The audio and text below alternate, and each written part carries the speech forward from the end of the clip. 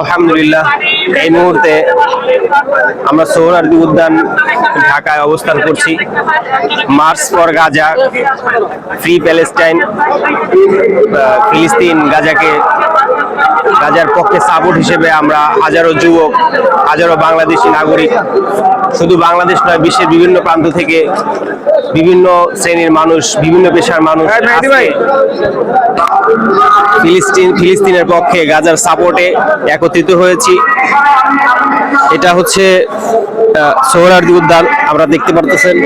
সোহরাওয়ার্দী উদ্যানের ঠিক মাঝখানে স্টেজের কাছাকাছি এইখানে আপনারা দেখতে পারতেছেন প্যালেস্টাইনের একটা বিশাল বড় পতাকা।